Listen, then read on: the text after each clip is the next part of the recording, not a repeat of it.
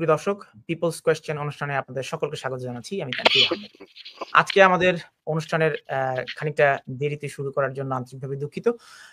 আজকের অনুষ্ঠানের মূল প্রতিপাদ্য বিষয় রাজনৈতিক সহিংসতা, গণহত্যা এবং আন্তর্জাতিক আদালতে মামলা। আপনারা নিশ্চয়ই ইতিমধ্যে গণমাধ্যমের কল্যাণে জেনে গেছেন প্রধান উপদেষ্টা ডক্টর মোহাম্মদ ইউনূসের বিরুদ্ধে আন্তর্জাতিক অপরাধ আদালতে একটি অভিযোগ উত্থাপিত হয়েছে। একই সাথে বিগত সরকারের প্রধানমন্ত্রী শেখ হাসিনার বিরুদ্ধেও আন্তর্জাতিক অপরাধ আদালতে অভিযোগ উত্থাপিত হয়েছে। এই বিষয়গুলো নিয়ে আমরা কথা বলবো, আপনাদের মতামত জানতে চাইবো এবং আপনাদের প্রশ্ন করবার সুযোগ থাকবে। আজকে এই আলোচনায় আমাদের সাথে যোগ দিয়েছেন ব্যারিস্টার এবং সলিসিটর নিঝুম মজুমদার, এবং আমার সাথে এই আলোচনায় যুক্ত হবেন সৈয়দ আব্দুল্লাহ, যিনি ইনভেস্টিগেটিভ জার্নালিস্ট এবং তিনি শিক্ষক এবং আইনজীবী। সৈয়দ আব্দুল্লাহ, আপনাকে স্বাগত জানাচ্ছি। জি, ধন্যবাদ। যেহেতু বিষয়টি একটি একাডেমিক আলোচনারও বিষয়, আমরা এই কারণে একজন শিক্ষককে আমন্ত্রণ জানিয়েছি এবং যিনি আইন পেশার সাথে জড়িত, সুপ্রিম কোর্টের আইনজীবী এবং তিনি পেশায় শিক্ষক, কাজী ওমর ফয়সাল। তিনি ইন্টারন্যাশনাল ল এক্সপার্ট এবং একই সাথে তিনি আমেরিকান ইন্টারন্যাশনাল ইউনিভার্সিটি বাংলাদেশের লেকচারার। কাজী ওমর ফয়সাল, আপনাকে স্বাগত জানাচ্ছি।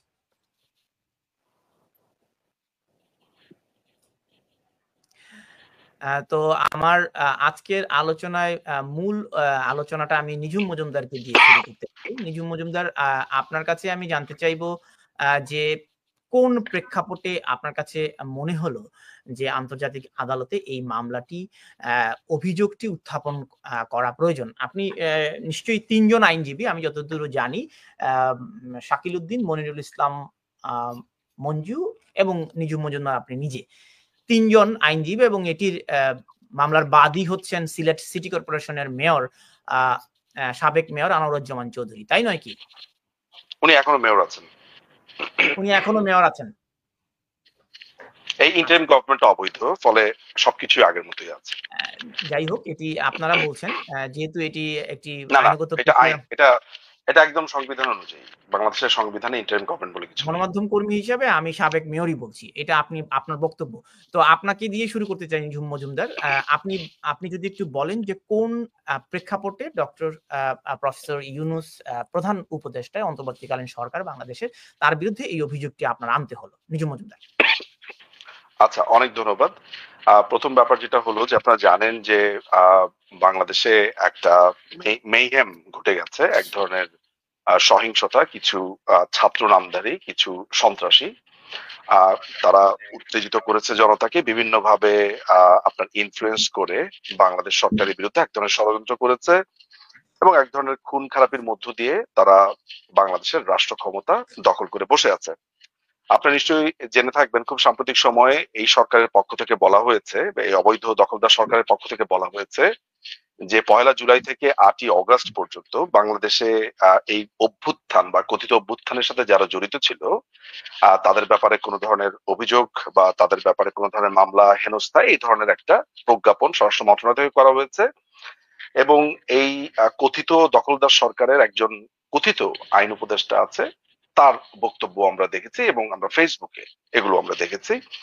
ফলে আমাদের কাছে যেটা মনে হয়েছে যে বাংলাদেশে 3টি মূল যে গোষ্ঠীকে আমরা লোকেট করেছি, আসলে পলিটিক্যাল দল হিসেবে যদি বাংলাদেশ আওয়ামী লীগ এবং তার অঙ্গ সংগঠনকে আমরা ধরি, একটা পলিটিক্যাল গ্রুপ বা গ্রুপের সদস্যরা, তাদের পরিবার বা বিভিন্ন যারা ইনভলভড মানুষ আছেন।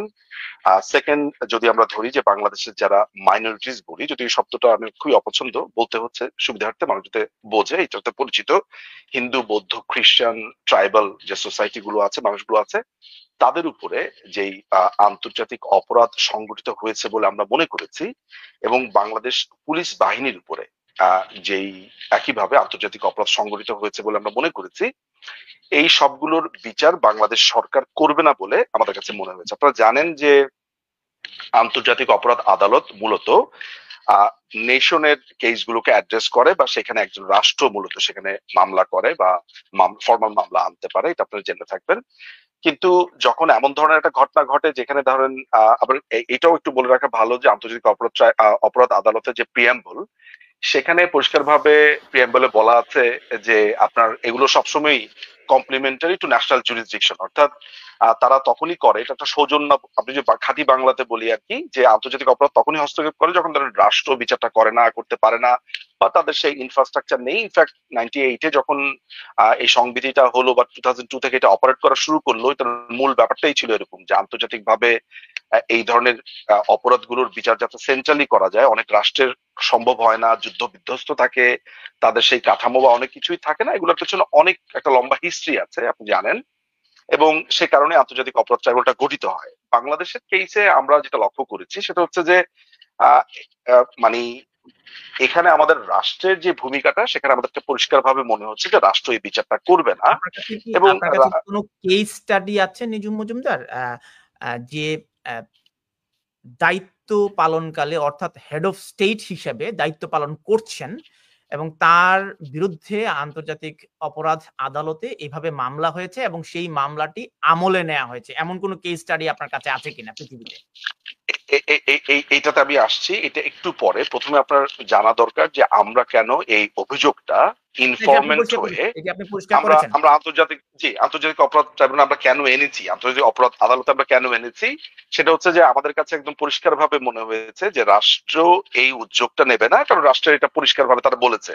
এবং আমরা এটাও মনে করেছি যে যেহেতু ইন্ডিভিজুয়াল বা সংগঠন তাদের পক্ষে এটা সম্ভব, তারা যদি এটা ইনফরমেশন দিয়ে তারা যদি সহযোগিতা করে এবং তারা প্রতিটা ডিটেলস যদি বলে, সেগুলোর জন্য প্রেসক্রাইব ফর্ম আছে, সেগুলোর জন্য প্রসিডিউর আছে, এগুলো মেনটেন করে তারা যদি বলে এক্স্যাক্টলি কি হয়েছে, তার প্রতি কিভাবে হয়েছে, তখন প্রসিকিউটর অফিস থেকে তারা এক ধরনের, বাংলাতে আমরা বলি হচ্ছে স্বতঃপ্রণোদিত হয়ে সুমোটো তারা এক ধরনের ইনভেস্টিগেশন করতে পারে। সেটার জন্য প্রিট্রায়াল হিয়ারিং আছে, প্রিট্রায়াল চেম্বারের নানাবিধ সমন জারি করবার ক্ষমতা আছে, নানাবিধ বিষয় আছে, এগুলো প্রসিডিউরাল বিষয় নিয়ে আলোচনা হলে তখন বলা যাবে। সোজা কথা হচ্ছে যে চিফ প্রসিকিউটরের অফিসের ক্ষমতা আছে এইটাকে তারা তদন্ত করবার, এই তথ্যটা পেয়ে। আচ্ছা, আপনি যেটা বলেছেন যে এই ধরনের নথিপত্র আছে কিনা, আমাদের কাছে বেশ কিছু অভিযোগ আছে। আমি তো একটা কথা মনে করতে পারি, যেমন ধরেন এই ধরনের অভিযোগ কিন্তু আন্তর্জাতিক অপরাধ আদালতে অসংখ্যবার এসেছে। একটা বড়সড় রেকর্ডও আছে যে আন্তর্জাতিক অপরাধ আদালত সেগুলোকে রিজেক্ট করেছে, প্রায় 8,000-9,000 মতো এসছে। এবার অনেক অপরাধ আছে, অনেক অপরাধের অভিযোগ আছে যেগুলো যে ইনফরমেশন পেয়ে আন্তর্জাতিক অপরাধ আদালত তারা ইনভেস্টিগেশনের জন্য চিঠি দিয়েছে, তারা ইনিশিয়েটিভ নিয়েছে, তারা ফার্দার তদন্ত করছে। কেস স্টাডি আপনার কাছে আছে কিনা আপনি একটু ভাবুন, একদম স্টেটের নাম বলবেন এবং সেই রাষ্ট্র প্রধানের নাম বলবেন এবং এই মামলাটি আমলে নিয়েছে এরকম কেস স্টাডি পৃথিবীতে কোথাও আছে কিনা। আমার জানা নেই, আপনি জানা থাকলে দর্শকদের জানাবেন। আমি আসবো ফিরে আপনার কাছে। আব্দুল্লাহ, আপনার কাছে আপনি আপনাকে আনমিউট করতে হবে। হ্যাঁ, আপনি ব্যারিস্টার নিঝুম মজুমদার, আপনি একটু যদি পিছনে গিয়ে বসেন তাহলে আপনার হেডরুমটা কাটা যাবে। ব্যারিস্টার নিঝুম মজুমদার যে অভিযোগটি উত্থাপন করেছেন আন্তর্জাতিক অপরাধ আদালতে, এটি সম্পর্কে আপনার মূল্যায়ন কি? একই সাথে সাবেক প্রধানমন্ত্রী শেখ হাসিনার বিরুদ্ধেও গণহত্যার অভিযোগ এনে আরেকটি পক্ষ, অর্থাৎ বিএনপি পন্থী আইনজীবীরা এটি মামলা করেছেন এবং লন্ডনে এটি সংবাদ সম্মেলনও করা হয়েছে। আমি তাদেরকে আমন্ত্রণ জানিয়েছিলাম এই অনুষ্ঠানে আসবার জন্য, তারা আমন্ত্রণ প্রত্যাখ্যান করেছেন। এই বিষয়টি জানাতে চাই। বিএনপি পন্থী যে আইনজীবী রয়েছেন তিনি তারা এই মামলাটি করেছেন। তারা আমাদেরকে বলেছেন যে তাদের চেম্বার এই মুহূর্তে এইটিকে নিয়ে পাবলিকলি টকশোতে অংশ নিতে আগ্রহী নয় বা তারা পারবে না। এই কারণেই তাদের কোনো প্রতিনিধি নেই যিনি সাবেক প্রধানমন্ত্রী শেখ হাসিনার বিরুদ্ধে মামলাটি, অভিযোগটি উত্থাপন করেছেন। সৈয়দ আব্দুল্লাহ। জি, সবার আগে আপনি আমার কাছে যে ব্যাপারটা জিজ্ঞাসা করেছেন যে আন্তর্জাতিক অপরাধ ট্রাইব্যুনাল যেটা আছে সেই জায়গাতে মানে আইসিসিতে এটা কি হয়েছে, খুবই স্পষ্ট ভাষায় বলতে গেলে বিভিন্ন টাইপ রিউমার ছিল এবং যিনি একটু আগে কথা বললেন সেই ভদ্রলোকও তার অভিযোগ এই জায়গায় স্পষ্ট, তারা একটা কমিউনিকেশন করেছেন, দ্যাট ইজ মেয়ার কমিউনিকেশন। এটা মামলাও না, এটা মামলা যে হয়ও না, উনি নিজেও অবশ্য বলেছেন আজকে। সো এটা নিয়ে আমি প্রলং করতে চাই না, তবে যে আমি এই জায়গাতে হোস্ট আমি হোস্টের আমি দৃষ্টি আমি আকর্ষণ আমি করছি এই জায়গাতে absolutely আমি হোস্টের সাথে কথা বলতে এসেছি। এখানে মামলার কথা বলেছে কে? আমি এখানে হোস্ট মামলার কথা আপনার সাথে বলেছে কথা কে? বলছি। আপনাকে হোস্টের মামলার কথা কথা বলেছি। বলেছে কে? আপনি হোস্ট আমি দুজনকেই আনমিউট করেছি। লজিক্যাল না না না, এটা একটা লজিক্যাল ফ্যালাসি আমার যে কথা জোর শুনুন করে আমার নিজুম মুখে মজুমদার, না। তানভীর ভাই, আমার তানভীর ভাই, কথা তানভীর ভাই, আপনি আমার কথাটা আগে শোনেন। আমার না, না, মুখে আমার একটা আমার কথা জোর করে না, দিয়ে আপনাকে আপনি এটি নামান প্লিজ। সৈয়দ আব্দুল্লাহ, আপনাকে এটি নামাতে হবে। এটি কোনো নাট্যমঞ্চ নয়। এটি আমরা একটা একাডেমিক ডিসকাশন করব। আপনারা যদি একে অন্যের প্রতি শ্রদ্ধা না রাখেন, আমরা আলোচনাটা করতে পারবো না। নিজুম মজুমদার প্লিজ। তানভীর ভাই ও এখন যেটা করেছে এর পরে ওকে এখানে রাখা যাবে না। আপনি যদি আমার সাথে আলোচনা করতে চান, আপনি আমার সাথে আলোচনা করতে চান, নো নো, ও কি করেছে আপনি দেখেছেন? লুক আপনি এটি নামান। সৈয়দ আব্দুল্লাহ, আপনার কাছে বিনীত অনুরোধ, আপনার বিনীত অনুরোধ। আপনার কি মনে হয়, আপনার কি মনে হয় এই শুয়োরের বাচ্চার সাথে আমি প্রোগ্রাম করব? আপনার কি মনে হয় এই শুয়োরের বাচ্চার সাথে আমি প্রোগ্রাম করব? Please Nijum Majumder, just look at him. আপনি আমাকে বলছেন, আমি ওনাকে রিমুভ করেছি নিজুম মজুমদার। এক্স্যাক্টলি। আপনি দেখেন যে সে প্রস্তুতি নিয়ে এসেছে। সৈয়দ আব্দুল্লাহ রিমুভ করেছি, এবং সৈয়দ আব্দুল্লাহ যদি এটি আবার পুনরায় দেখায়, তাহলে আমি টকশোতে আব্দুল্লাহকে আর সুযোগ দেব না। আমি সৈয়দ আব্দুল্লাহ উনি এই প্রোগ্রামে থাকবেন, উনি নিজুম মজুমদার প্রোগ্রামে থাকতে পারলে, আমি এখানে অপু ভাই আছে, ফয়সাল ভাই আছে, আমি মোর কমফোর্টেবল উইথ ফয়সাল ভাই। আপনি যদি না না তানভীর ভাই, ফয়সাল ভাইয়ের সাথে যদি আমাকে টকশো করতে বলেন, আমি অ্যাবসলিউটলি ফাইন। আমার সাথে ওনার একাডেমিক কথা হবে। এই ছেলেটিকে এখানে যদি আনা হয়, আমি এই প্রোগ্রামে থাকবো না, বিকজ অলরেডি সে তার লিমিট ক্রস করেছে। আপনি দেখেছেন সে কি করেছে। আমি কিন্তু তাকে শুয়োরের বাচ্চা বলে গালি দিয়েছি, খুবই ভেবেচিন্তে, বিকজ সে ওই কাজটি করেছে, আপনার কাছে আমি শোনেন, আমি ব্যারিস্টার, আমি একজন লয়ার, কিন্তু আমি কিন্তু ঘুষি দিয়ে দাঁতও ফেলে দিতে পারি। আমি যেমন কোর্টে আর্গুমেন্ট করতে পারি, একইভাবে আমি বাস্টার্ড দেখলে ঘুষি দিয়ে দাঁতও ফেলে দিতে পারি। আমার দুটো গুণই আছে। আমি যেখানে গালি দেওয়া দরকার দিব। যে বলি আপনাকে, আমার যেখানে ব্রেন খাটানো দরকার, না না তানভীর ভাই লিসেন, আমি আপনাকে একটা দীর্ঘ সময় ধরে চিনি, দীর্ঘ সময় ধরে আমরা তর্ক করি, বিতর্ক করি, আমাদের ভিতরে একটা আন্ডারস্ট্যান্ডিং আছে একটা দীর্ঘ সময়। আপনি কোনোদিন কোনো প্রোগ্রামে দেখেছেন যে কোনো একজন গেস্টের জন্য তাকে অপদস্থ করবার জন্য এই ধরনের জিনিসপত্র নিয়ে আসে? আপনার কাছে মনে হয় এটাকে আনপ্রেসিডেন্টেড লঙ্ঘন করেছেন? তাহলে আপনি আমাকে বলেন, আপনি একদম রিজনেবল, আপনি আর আমি বাদ দিই, আপনি যদি ফয়সাল ভাইকে জিজ্ঞেস করেন, শুধু ফয়সাল ভাইয়ের কাছে একটা মতামত নেন যে এরপর আমার প্রশ্নটা ঠিক হবে কিনা। আমি নিচ্ছি নিহু মজুমদার, আপনি অনুগ্রহ করে শান্ত হন। আপনাকে আমি মিউট করছি। যতক্ষণ পর্যন্ত আমি আনমিউট না করব, ততক্ষণ পর্যন্ত আপনি কথা বলবেন না। বিনীত অনুরোধ। সৈয়দ আব্দুল্লাহ, আপনার আমি এই প্রোগ্রাম করব না। আমার কথা একদম খুব ক্লিয়ারলি শুনেন তানভীর ভাই, আপনি আমার কথার ভিতরে সে কথা বলবেন। এই যে ওয়ান সেকেন্ড কোন পাগলের সাথে কথা না, ওয়ান সেকেন্ড। আপনি তাকে রিমুভ করতে হবে তানভীর ভাই। আপনি যদি আরেকবার ওকে স্ক্রিনে আনেন, তানভীর ভাই আমি এই প্রোগ্রাম থেকে চলে যাব। Simple answer. আমি বিনীত অনুরোধ করেছিলাম আমরা এই প্রোগ্রামের শুরুতে তানভীর ভাই, এই প্রোগ্রামের শুরুতে একটাবারের জন্য আপনিও বলেননি মামলার কথা, আমিও বলিনি মামলার কথা। উনি এইটা এনেছে কেন জানেন? এটাকে একটা লজিক্যাল, ও প্রস্তুত, ও আমার মুখে মামলা শব্দটা দিবে, দিয়ে বলবে যে আমরা মিথ্যা কথা বলেছি। এইটা হচ্ছে জাস্ট এইটার জন্যই সে রেডি হয়েছে। আমি তো জানি এগুলো রগে রগে আমি চিনি। আমি আজকে 16 বছর ধরে ব্লগিং করি। আমি যদি এসব বদমাইশদেরকে না চিনি, তাহলে চিনবে কে? You know it very well যে আমরা এগুলাকে দেখে আসছি। এরা বাচ্চা ছেলে।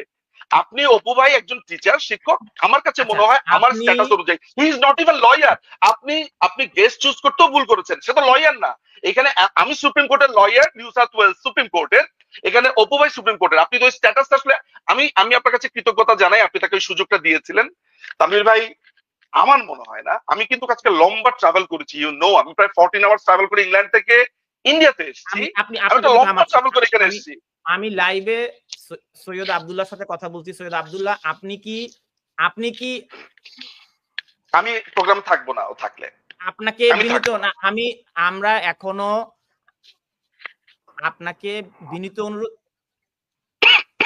না, আপনি তো আমি প্রোগ্রামে থাকবো না। আচ্ছা, আপনাকে কি আমি আপনি আপনি ওকে স্ক্রিনে আনা মাত্রই আমি এখান থেকে চলে যাব তানভীর ভাই, এবং this is my last show with you. Never ever Tanvir ভাই, এটা কিন্তু পার্সোনাল সম্পর্কে চলে যাবে। আমি ওকে স্ক্রিনটাতেই দেখতে চাই না, প্লিজ। আমি আচ্ছা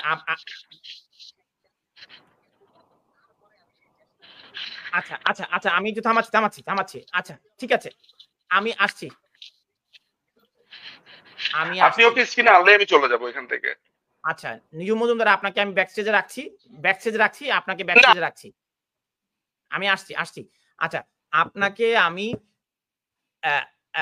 আলাদাভাবে সুযোগ দিচ্ছি।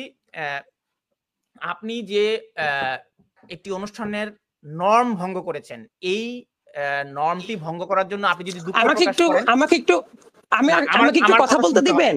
আমি আপনাকে আমার কথা যদি আপনি না শুনেন, আমার মাইক্রোফোন কখন আপনি আমার অনুমতি চাইতে পারতেন। সে যখন কথা বলেছে, লিসেন প্লিজ লিসেন, সে যখন কথা বলা স্টার্ট করেছে আমি তাকে হস্তক্ষেপ করেছি।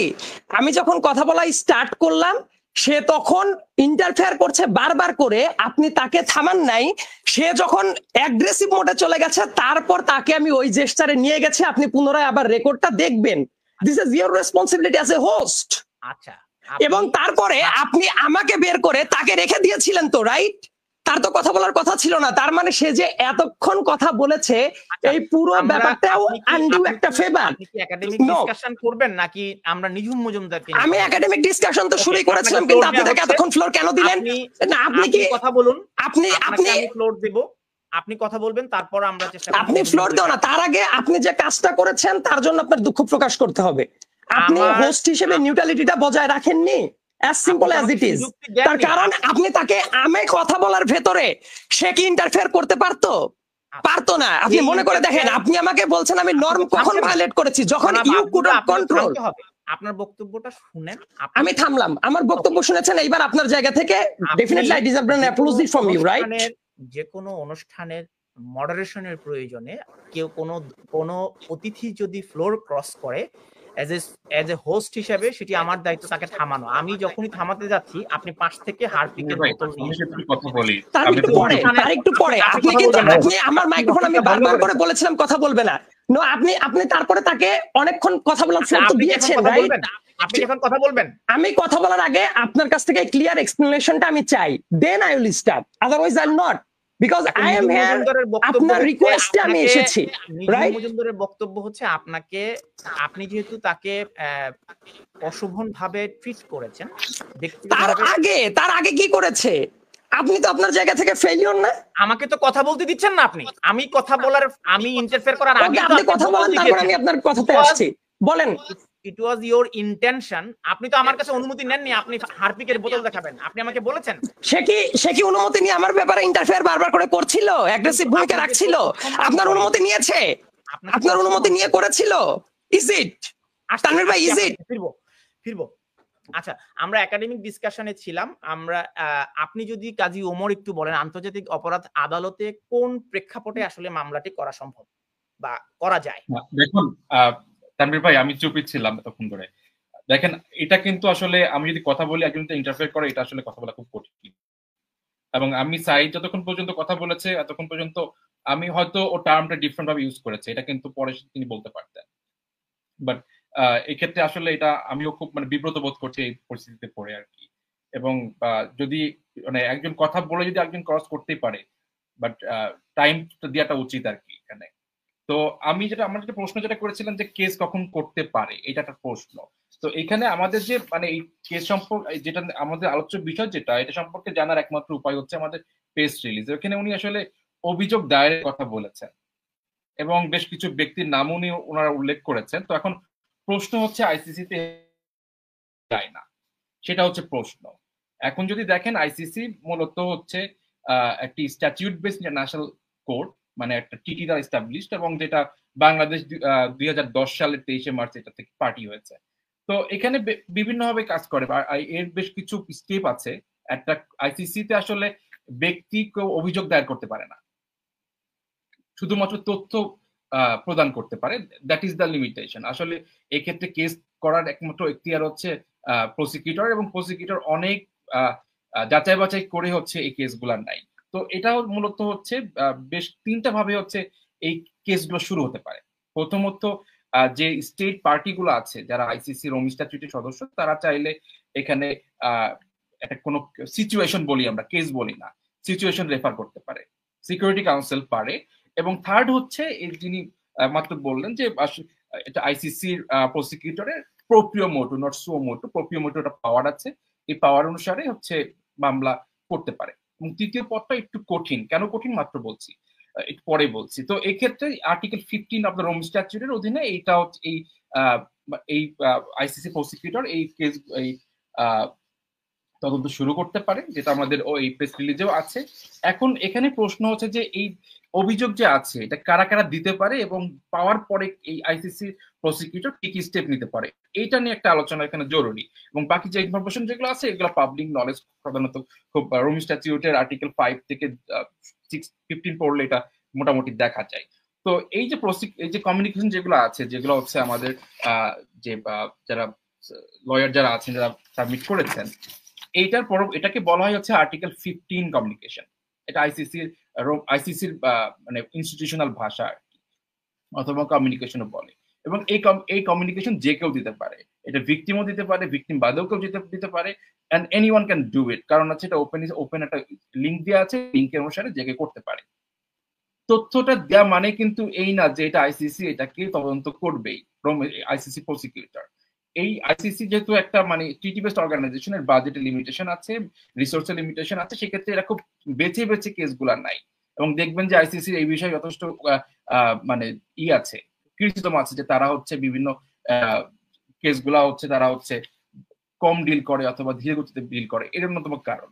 তো এই যখন কোনো একটা কমিউনিকেশন আসে, তখন হচ্ছে স্টেজ হচ্ছে এরপরে যে কাজটা করে প্রসিকিউটর, এর জন্য একটা পলিসি পেপার আছে ওদের 2013 সালের, আইসিসি আমরা বলি যে policy paper on preliminary examination, এরকম আইসিসির অনেকগুলা আছে, পলিসি পেপার আছে। এগুলো মূলত রোম স্ট্যাচুট এবং অন্যান্য যে রেগুলেশন আছে এই অনুসারে করা হয়েছে। তো এই পলিসি পেপার অনুসারে 4টা ধাপে প্রসিকিউটর ডিসিশন নেয় যে এই বিষয়ে তিনি পরবর্তীতে আগাবেন কি আগাবেন না। এবং প্রথমে দেখে হচ্ছে যে এই যে ইনফরমেশন যেগুলো আছে, 4টা স্টেপ আর 4 স্টেপ প্রসিডিওর বলি আমরা। এই প্রথম স্টেপ হচ্ছে যে এই ইনফরমেশন গুলো কতটুকু কারেক্ট, এগুলো হচ্ছে একটা অ্যাসেস করে। সেকেন্ডে করে হচ্ছে যে এর যে জুরিসডিকশনাল ইস্যুগুলো আছে, বিশেষ করে সাবজেক্ট ম্যাটার জুরিসডিকশন, মানে যেটা হচ্ছে আপনার যে ক্রাইমগুলা এখানে কতটুকু ঘটেছে, সার্টেন এভিডেন্সিয়াল স্ট্যান্ডার্ড, এটা দেখা হয়। তৃতীয় নম্বরে দেখা হয় হচ্ছে অ্যাডমিসিবিলিটি ইস্যু। অ্যাডমিসিবিলিটি হিসেবে 2টা আছে, কমপ্লিমেন্টারিটি, মানে লোক ন্যাশনাল কোর্টে এটা বিচার করা হচ্ছে কি হচ্ছে না। সেকেন্ড হচ্ছে গ্র্যাভিটি, কারণ আইসিসি কিন্তু ছোটখাটো অপরাধের বিচার করে না, করে হচ্ছে যারা মোস্ট রেসপন্সিবল পার্সন এবং খুবই হাই গ্র্যাভিটি ক্রাইমের, বড় আকারের, মানে wide spread and systematic, and যেগুলো আপনার কথা শুনতে পাচ্ছি না আমি আরেকটু পরিষ্কার জানতে চাই, ডক্টর ইউনূস, আমি আর 2টা স্টেপটা বলি, তারপরে আপনি প্রশ্নটা নিন।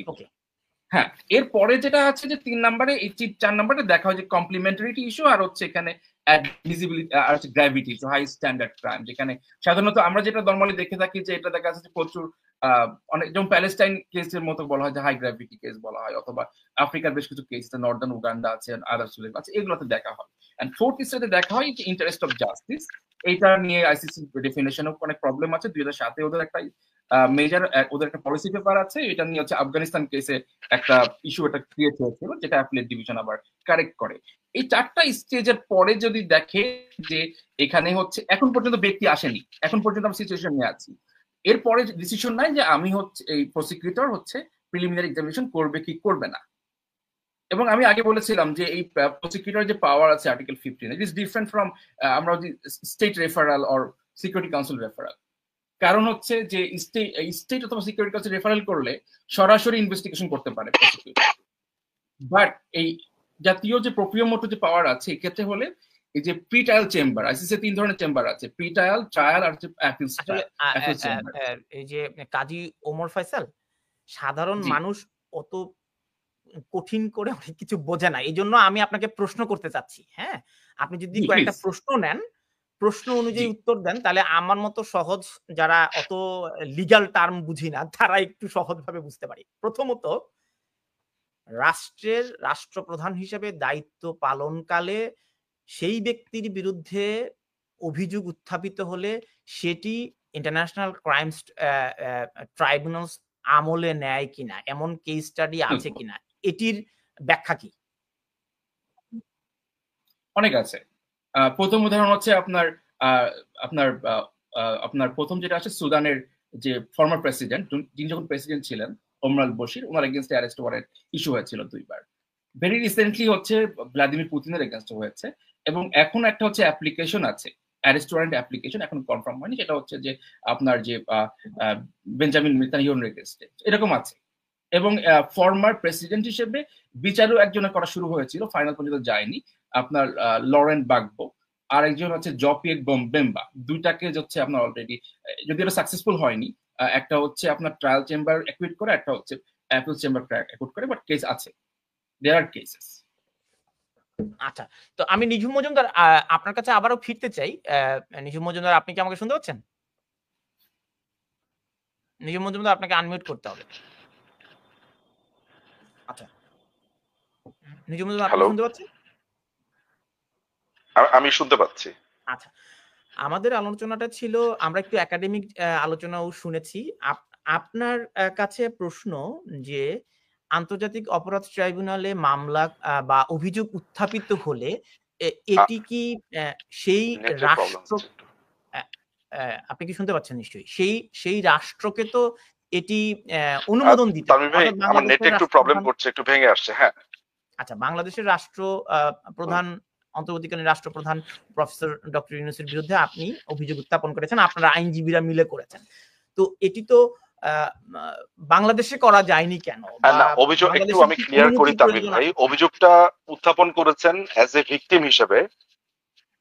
তানভীর ভাই, একটু আমি জাস্ট সামান্য একটু, ঠিক আছে কথা, আমি একটু জাস্ট শুধরে দিচ্ছি। সেটা হলো যে ভিকটিম হিসেবে আনোয়ারুজ্জামান চৌধুরী,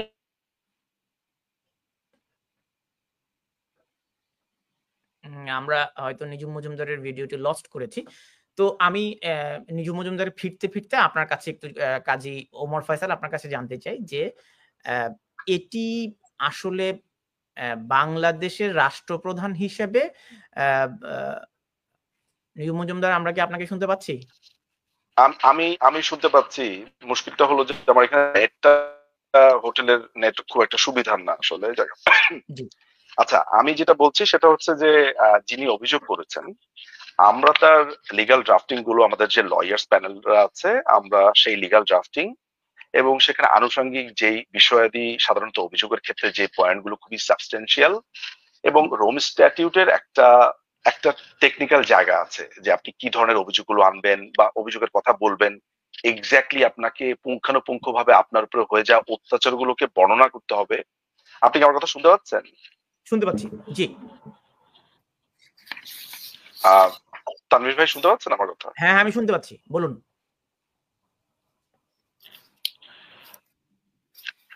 শোনা যাচ্ছে না? হ্যাঁ, শোনা যাচ্ছে, আপনি বলুন। আচ্ছা, আমি একটু লিভ করে আবার ঢুকছি। আমি মনে একটু সর্ট আউট করে আবার ঢুকছি উইদিন জাস্ট ফিউ সেকেন্ড।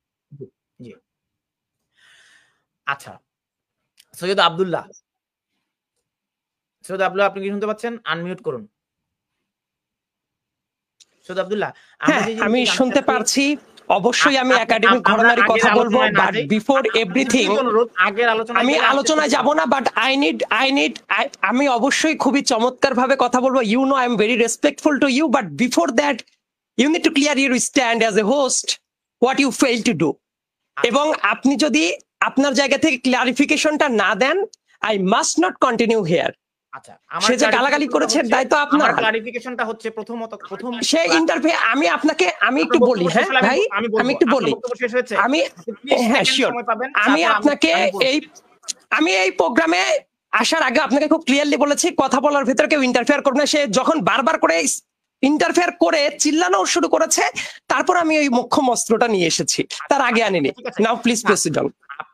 এবং তারপরে আমাকে থামিয়ে দিয়ে তাকে আপনি 5 মিনিট গালাগালি করার সুযোগ করে দিয়েছেন, তাকে ব্যাক স্টেজে নিয়ে গিয়ে কিন্তু তাকে রাখেন নাই।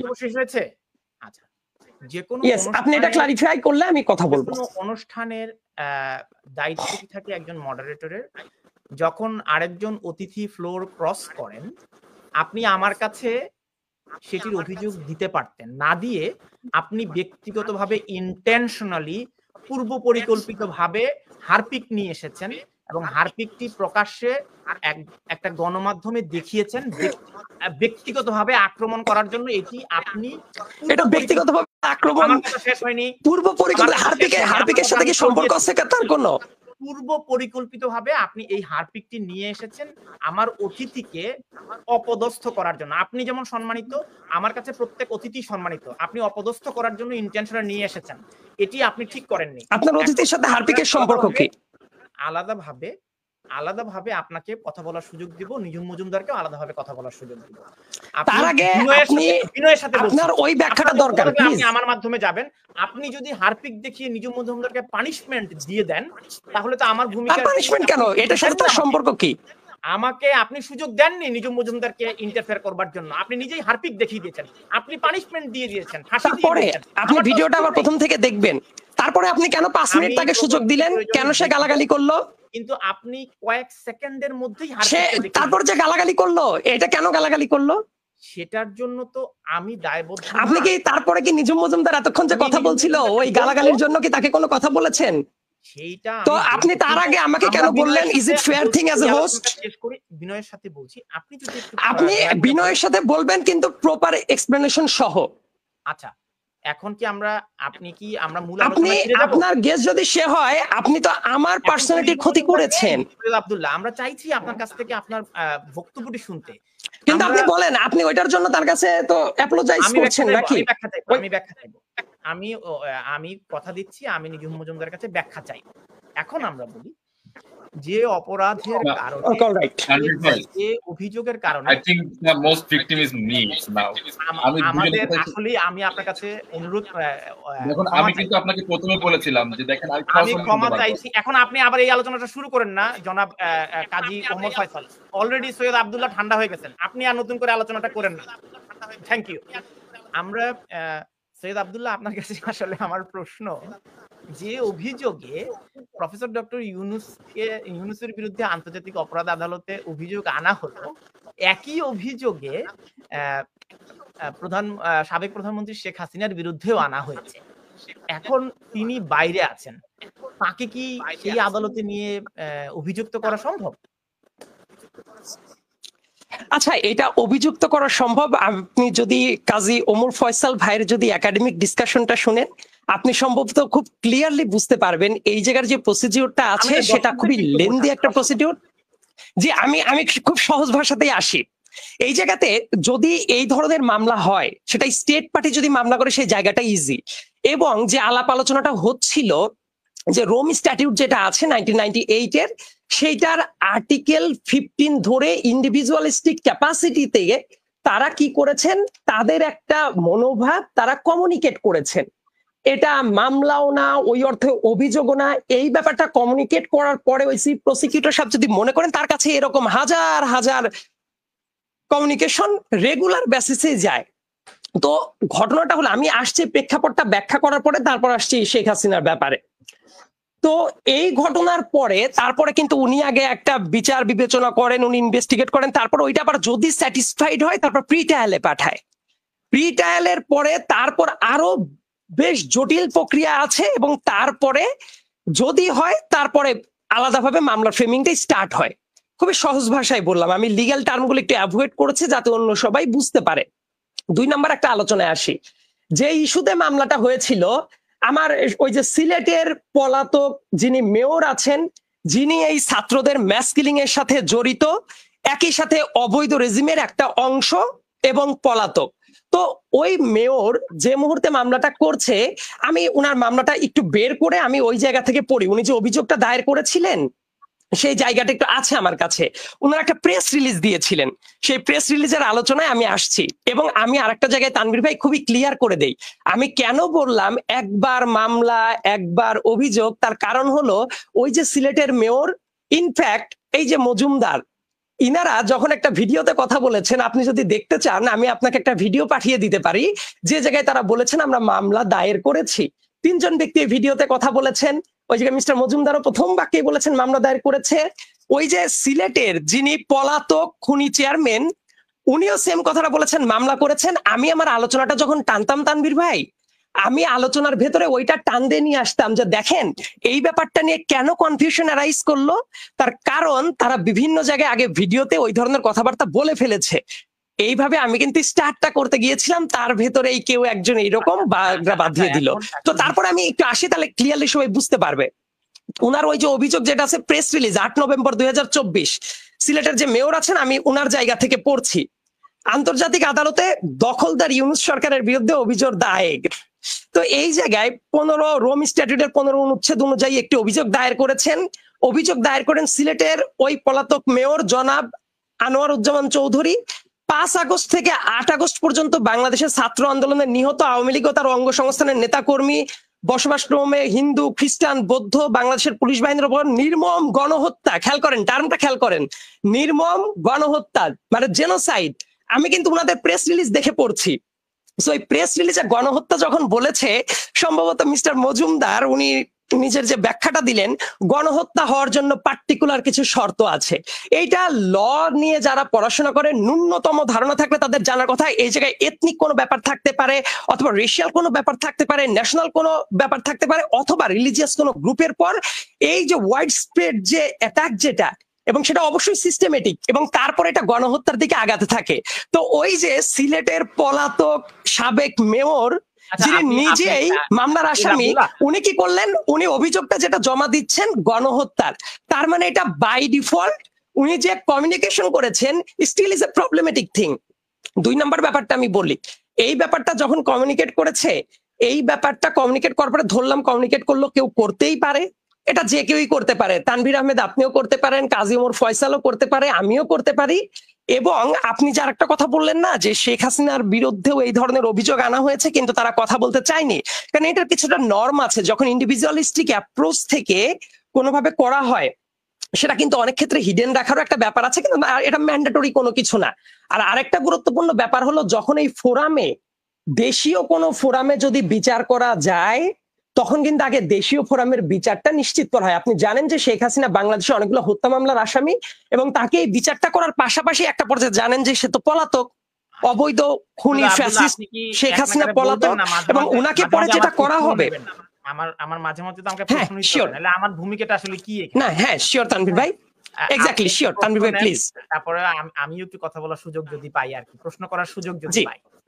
এখন প্রফেসর ডক্টর ইউনূসের এখন অধীনে যে সরকার রয়েছে, সেই সরকার শেখ হাসিনার বিরুদ্ধে, সাবেক প্রধানমন্ত্রীর বিরুদ্ধে ইন্টারপোলে ওয়ারেন্ট জারি করা হয়েছে, এবং তার বিরুদ্ধে অসংখ্য মামলা হয়েছে। আমি জানি না প্রতিদিনই কি পরিমাণে মামলা হচ্ছে।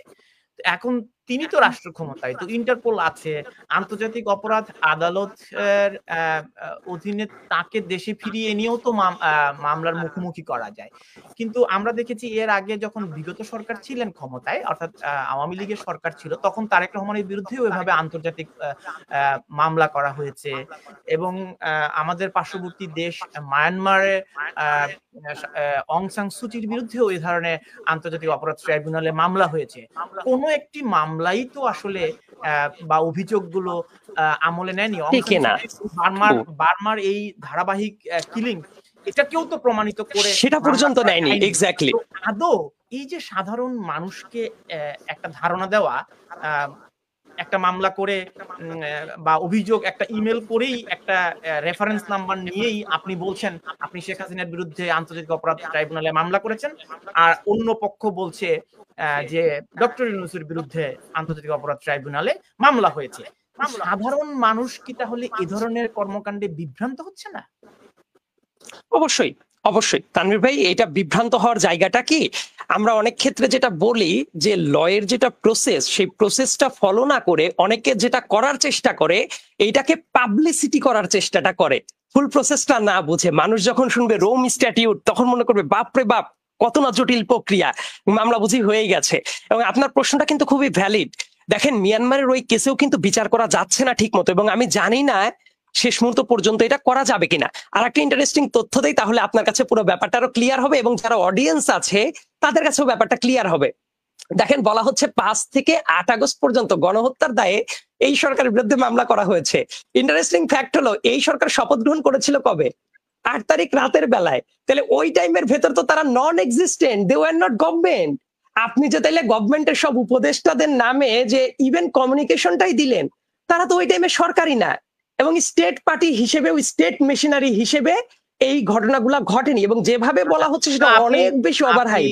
আপনি সো ডক্টর ইউনূসকে এই ধরনের মামলা যেটা, হ্যাঁ, এই জাতীয় মামলার যেটা তানভীর ভাই আমার কাছে যেটা মনে হয় এটা হাইপটা অনেক বেশি, কিন্তু এখন পর্যন্ত কার্যকারিতার দিকে নেই। কিন্তু প্রশ্ন নেন না, মাঝে মাঝে প্রশ্ন নেন। আপনি হ্যাঁ, প্লিজ বলেন, আপনি উত্তর দেবেন। হ্যাঁ প্লিজ বলেন, প্লিজ। ডক্টর ইউনূসের এই নেতৃত্বাধীন ৬২ জনের উপদেষ্টাকে আপনি বাঁচিয়ে দিলেন, কারণ ওনারা ৫ থেকে ৮ এর মধ্যে শপথ নেন নাই। তো যিনি, যে মা পুত্র সন্তান হারালেন, যিনি কন্যা আহত হলেন, শিশু সন্তান হারালেন, সাধারণ মানুষ এর মৃত্যু হয়েছে। তো উভয় সরকারের আমলে, অর্থাৎ পূর্ববর্তী শেখ হাসিনা সরকারের আমলেও হত্যাকাণ্ড হয়েছে শত শত, এবং ডক্টর ইউনূসের অন্তর্বর্তীকালীন সরকারের সময়ও শত শত হত্যাকাণ্ড হয়েছে। এটি শুধু ৫ থেকে ৮ই আগস্ট পর্যন্ত না, এর পরবর্তীতেও ম্যাস কিলিং হয়েছে। আওয়ামী লীগের দলীয় কর্মীদের হত্যা হয়েছে, তাদেরকে লুটপাট করেছে, বাড়িঘর জ্বালিয়ে দিয়েছে, সংখ্যালঘুদেরকে হত্যাকাণ্ড হয়েছে, তাদেরকে অপদস্থ করা হয়েছে, বাড়িঘর জ্বালিয়ে দেওয়া হয়েছে। তো এই যে ভিকটিম, এই ভিকটিমদের ন্যায় বিচার কে কার কাছে চাইবে? আপনারা তো ২ রাষ্ট্রপ্রধানকে বা সরকার প্রধানকে বাঁচিয়ে দিলেন, ২ পক্ষ। তো সাধারণ মানুষের যাওয়ার জায়গাটা কোথায়? আমার প্রশ্ন। ওকে, আমাকে একটু ধৈর্য ধরে শুনবেন। প্রথম কথাটা হলো, প্রত্যেকটা মৃত্যুই ক্ষতিকর, কারণ আমি না এই যে ভিন্ডিক্টিভ ভাবে কোনো মৃত্যু হচ্ছে, যে কোনো মৃত্যুই আসলে মানুষের জন্য খুবই ক্ষতিকর। এইবার আমি আপনার পয়েন্টে একটু চলে আসি। আপনি যখন আমাকে বলছেন শেখ হাসিনার সময় শত শত হত্যা হয়েছে, ডক্টর মোহাম্মদ ইউনূসের সময় শত শত হত্যা হয়েছে, এই প্রপোজিশনটা শুধুমাত্র প্রবলেমেটিকই না, অত্যন্ত আপত্তিকর। শেখ হাসিনার টাইমে শত শত না, আপনি দুইটাকে আপনি লেবেল করে ফেলেছেন। আপনি কি খেয়াল করে দেখেছেন? একটা ফ্যাসিস্ট রেজিম বিগত 15টা বছর ধরে দেশে দমন পীড়ন, খুন এবং কি পরিমাণ নিপীড়ন চালিয়েছে, এমনকি এই জুলাই গণ অভ্যুত্থানে 2000-এর ওপরে মানুষকে মেরে ফেলেছে। আপনি কিন্তু সতর্ক ঘরে নামিয়ে নিয়ে এসেছেন। জুলাই গণ অভ্যুত্থানেই 2000-এর উপরে মানুষ মেরে ফেলেছে, 25,000-এর মতো মানুষ আহত, কোনোদিন চোখে দেখবে না, নর্মাল লাইফে ব্যাক করবে না, শুধুমাত্র জুলাই আগস্টের গণ অভ্যুত্থান। তার আগের 15টা বছর, প্রত্যেকটা বছর শেখ হাসিনা যে কাজটা করছে, প্লিজ আমাকে শেষ করতে দিবেন। আপনার প্রশ্নটা পেয়েছি তানভীর ভাই, আপনি সম্পূর্ণ প্রশ্নটা আমি আর এটা একটু ক্লিয়ার করতে হবে প্লিজ। হ্যাঁ, আমি একটু বলেন। হোক, সহস্র হোক, অযুত নিযুত হোক, সংখ্যাটা নিশ্চয়ই আলোচনায় আসবে। কিন্তু আমার প্রশ্নটা হচ্ছে, আন্তর্জাতিক অপরাধ ট্রাইব্যুনালে মামলাটা দায়ের করে অভিযোগটা দিয়ে এই যে দীর্ঘ প্রক্রিয়া, 30 বছর লেগে যায়। আমি কিছুক্ষণ আগে গবেষণার রিসার্চ পেপারটা দেখছিলাম, যে ওই যে দেখবেন মামলার রায় হয় দিন শেষে খুবই কম। কম্বোডিয়ার এক্সাম্পলটা, তো 30 বছর লেগে গেল। ততদিন পর্যন্ত 30 বছর শেখ হাসিনা বেঁচে থাকবেন কিনা আমি জানি না। তো 30 বছরে এই মামলা করতে গিয়ে, তো যিনি এই এখনকার ভিকটিম, তাদের জন্য ন্যায় বিচার কিভাবে প্রতিষ্ঠা হবে যদি একটু বলেন। তাদের জন্য ন্যায় বিচার প্রতিষ্ঠার ক্ষেত্রে আমি যেটা বলি, আমাদের জেনারেশনাল কিছু বায়াসনেস আছে কোর্ট সিস্টেমে প্রত্যেকটা জায়গাতেই, এবং দায় মুক্তির যেটা কথা সেটা কিন্তু 8 আগস্ট পর্যন্ত দেয়া হয়েছে। কিন্তু তারপরের যে অভিযোগ, কেউ যদি মনে করে লাইক কেউ লন্ডন গিয়ে আছে, কেউ অন্য জায়গায় আছে, কেউ যদি মনে করে যে সে দেশে আসবে, তাকে তো দেশে আসতে আইনগতভাবে কোনো বাধা নাই। আমি তো চাই যে সিলেটের যে সাবেক পলাতক মেয়র, উনি নিজেও আসামি, উনি দেশে চলে আসুক। দেশে আসলে কি সরকার বলবে যে তুমি দেশে এসো না? ইভেন শেখ হাসিনারও যদি মনে হয় যে দেশে এসে মামলা করবে, উনি দেশে আসুক, মামলা করুক। এবং তার চেয়ে গুরুত্বপূর্ণ একটা কথা হলো, এরা যে মামলাটা করবে, আমার কথা যেটা প্রত্যেকটা জায়গাতে, এবং আর এর আগে সাবস্টেন্সিয়েট একটা ব্যাপার করার দরকার আছে। দায় মুক্তি নিয়ে তা না হলে অনেকের ভেতরে আবার অনেক ঢাক ঢাক গুড়গুড় করার প্রশ্ন আসতে পারে। কারণ এই আমাদের যে আজকে বসায় এই জায়গার প্রপোজিশনে মিস্টার মজুমদার প্রথমেই যেটা বলেছিলেন, এত তারিখ থেকে এত তারিখ পর্যন্ত উনি মেনশন করতে চেয়েছিলেন 15 জুলাই থেকে 8 আগস্ট পর্যন্ত দায় মুক্তি দেওয়া হয়েছে। কিন্তু উনি বোধহয় জানেন না এই নজিরটা এইবারই প্রথম না, এই নজির ক্রমাগত ভাবেই ছিল। এবং বাংলাদেশে প্রথমে দায় মুক্তি কবে দেওয়া হয় তানভীর ভাই নিশ্চয়ই আপনার জানা থাকার কথা, অডিয়েন্স যারা জানেন না তাদেরকে আমি বলে দেই। 1971 সালের 1 মার্চ থেকে শুরু করে 1972 সালের ফেব্রুয়ারি মাস পর্যন্ত দায় মুক্তি দিয়ে দেওয়া হয়েছিল।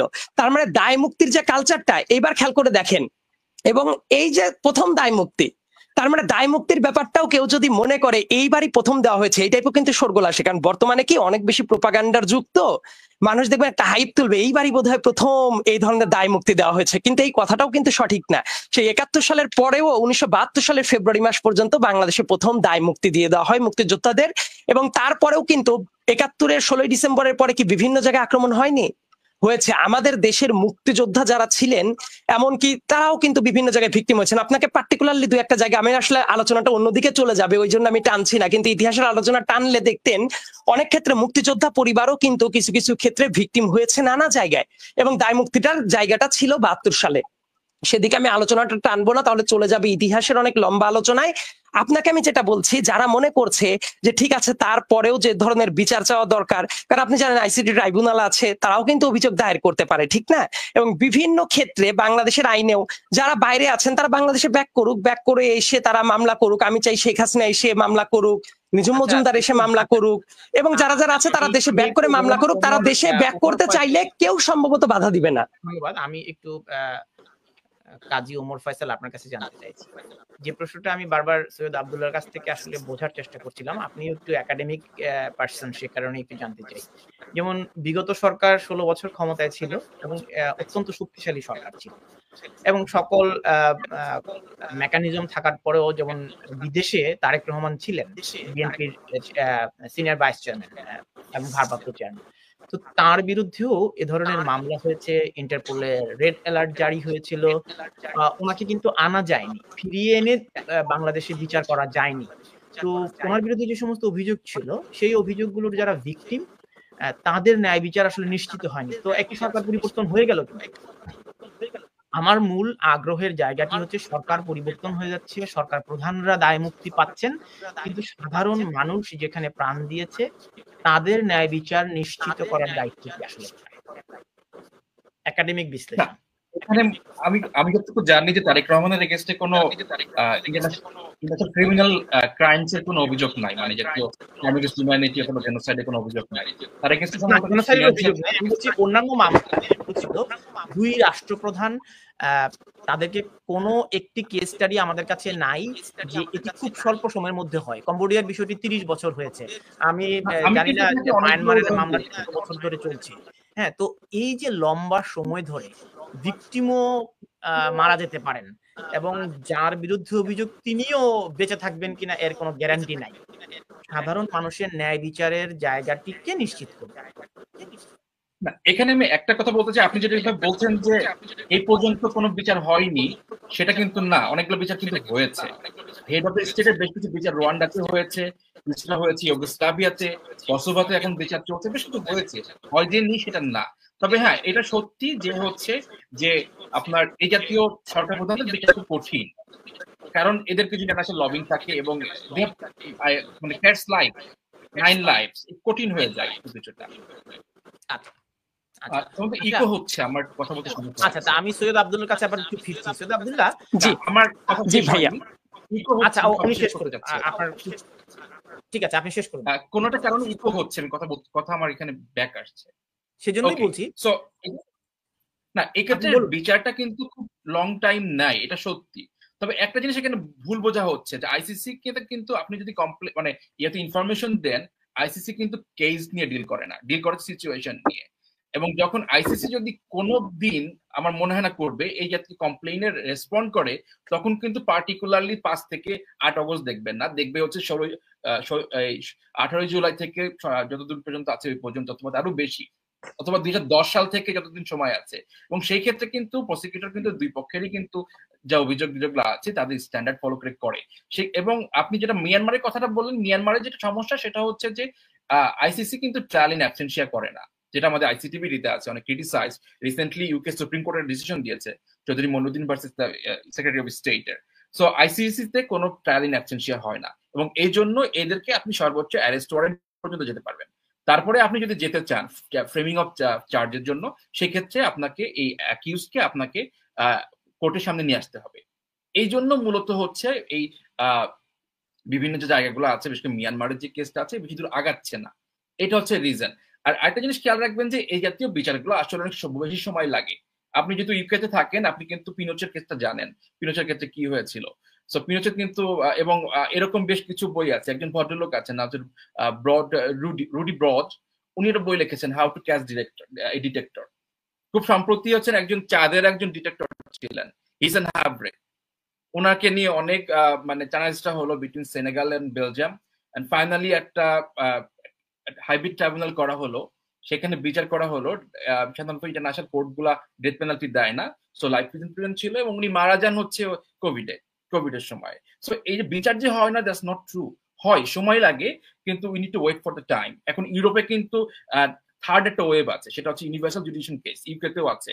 আপনি মাঝে মাঝে দেখবেন নিউজে হচ্ছে যে সিরিয়ান কোনো অথবা ইরাকি কোনো হচ্ছে এই যে বিভিন্ন ক্রিমিনাল যেগুলো আছে সেগুলা ওদের ইউনিভার্সাল জুডিশিয়াল কোর্টে বিচার হচ্ছে। তো এই ক্ষেত্রে যদি আমার অনেকে বলে থাকেন যে ফর্মার রেজিমের অনেকে ইউকে বিভিন্ন ইউরোপিয়ান দেশে আছে, সেক্ষেত্রে আপনি যদি কোনোদিন দেখেন যে লোকাল কোর্টে ওদের বিচার হচ্ছে, it will not be new thing. তো এরকম আছে। এখন এই ক্ষেত্রে ইউ হ্যাভ টু ওয়েট। আসলে ওয়েট করার কিছু নাই, কারণ স্টেট টু সভরেন, আপনি কিভাবে নিয়ে আসবেন? ঠিক আছে, আপনি আমাদের ইন্ডিয়ার সাথে যেটা বলছেন, শেখ হাসিনার কথা আসলো, ইন্টারপোলের কথা বললেন, ইন্ডিয়ার সাথে আমাদের এক্সট্রাডিশন ট্রিটি আছে। আমাদের দুইটা দেশের সাথে এক্সট্রাডিশন ট্রিটি আছে, একটা হচ্ছে ইন্ডিয়া, একটা হচ্ছে আপনার থাইল্যান্ড। এই এক্সট্রাডিশন ট্রিটি থাকা সত্ত্বেও, আমার দুটো লেখা আছে এই বিষয়ে, দুটো অপারেট আছে এই বিষয়ে, সত্ত্বেও কিন্তু ওনাকে নিয়ে আসা যাবে কি যাবে না সেটা নিয়ে অনেক আছে, কারণ এই জাতীয় ডিসিশন গুলো is more political than legal. তো এই ক্ষেত্রে আসলে we need to wait and see. And এবং বাংলাদেশের ক্ষেত্রে একটা জিনিস খুব এক্সেপশনাল, লাস্ট স্টেটমেন্ট যেটা, যে সেটা হচ্ছে যে এই গভর্নমেন্ট, আমাদের যে এক্সিস্টিং গভর্নমেন্ট আছে, এটা কিন্তু খুব একটা বোল্ড স্টেপ নিয়েছে। সেটা হচ্ছে ওএসসিএস এর যে ইনভেস্টিগেটিভ মেকানিজম আছে, এটা কিন্তু উনি কিন্তু ওনাকে এই টিমটাকে কিন্তু বাংলাদেশ কিন্তু অ্যাকসেপ্ট করেছে, যেটা হচ্ছে আর্লিয়ার গভর্নমেন্ট কিন্তু মানে সাড়া দেয়নি, কিন্তু এই গভর্নমেন্ট অ্যাকসেপ্ট করেছে, দে আর ইনভেস্টিগেটিং। এবং ইংলিশ গভর্নমেন্ট কিন্তু জানে যে এই মেকানিজম যদি আসে, সেক্ষেত্রে কিন্তু ওই 5 থেকে এই যত অগাস্ট পর্যন্ত আছে ওই পর্যন্ত কিন্তু বিচার করবে, ইনভেস্টিগেট করবে, এটা কিন্তু জানে। সুতরাং যে কথাগুলো আসছে, বিভিন্ন ডিসইনফরমেশন মিসইনফরমেশন আমরা জানি অথবা না জানি, এগুলো নিয়ে কিন্তু ভেরিফাই কিন্তু এখন চলছে। সো মনে হয় আমাদের এই রিপোর্টটা আসলে কথাটা বলতে সুবিধা হবে, বাট স্টিল কোনো না কোনো ভাবে এগুলোর বিচার হয়, কোনোভাবে রেমেডি হয় অথবা হয় না, কিন্তু একটা প্রসেস চলে। ধন্যবাদ। আমি দর্শকদের প্রতি বিনীত অনুরোধ করছি, আপনারা মন্তব্য করছেন, রিয়াক্ট করছেন, কিন্তু ব্যক্তিগতভাবে যদি আপনারা আক্রমণ করেন, সেগুলো আমরা স্ক্রিনে দেখাতে পারবো না। আপনাদের যদি গঠনমূলক মন্তব্য থাকে, সেটি নিশ্চয়ই আমরা আলোচনা করতে পারবো। কিন্তু সৈয়দ আব্দুল্লাহ, আপনি আনমিউট করুন। আপনাকে একটা প্রশ্ন করতে চাই, যে আপনার কি মনে হয় না এই মামলাগুলো শুধুমাত্রই রাজনৈতিক পয়েন্ট? শেখ হাসিনার বিরুদ্ধে আন্তর্জাতিক অপরাধ আদালতে অভিযোগ উঠলে প্রধান উপদেষ্টা খুশি হবেন, আবার প্রধান উপদেষ্টার বিরুদ্ধে যদি অভিযোগ দাখিল করা হয়, তাহলে বিগত সরকারের প্রধানমন্ত্রী অথবা আওয়ামী লীগের সভানেত্রী শেখ হাসিনা খুশি হবেন। তো এটা কি রাজনৈতিক পয়েন্ট বাড়ে? ইন্টারন্যাশনাল যে কোনো ফোরামে যে কোনো ইস্যু, ফয়সাল ভাই একটা জায়গায় টান দিয়েছিলেন, আমিও ইন্টারন্যাশনাল লয়ের স্টুডেন্ট, সেই জায়গা থেকে যদি একটু ব্যাখ্যা করি, আপনি দেখবেন ইন্টারন্যাশনাল ল দিয়ে যে কোনো কিছু যদি আপনি কাজ করতে চান, এই জায়গায় লয়ের পয়েন্টের চেয়েও সবচেয়ে যেটা ইম্প্যাক্ট রাখে সেটা হলো ডিপ্লোমেসি। এবং এই ডিপ্লোমেটিক ইস্যুগুলা নিয়ে আমি কিন্তু আগেই বলেছি, আইসিসির এই যে মামলা যেগুলো, এইগুলা নিয়ে আসলে এই যে ব্যক্তিগত অতি উৎসাহ, এই ব্যাপারটা অত্যন্ত ক্ষতিকর। দেখেন, ডক্টর মোহাম্মদ ইউনূসের যদি একটা স্টেটমেন্ট আমি আপনাকে মনে করিয়ে দিই, এটা বুঝতে খুবই সুবিধা হবে।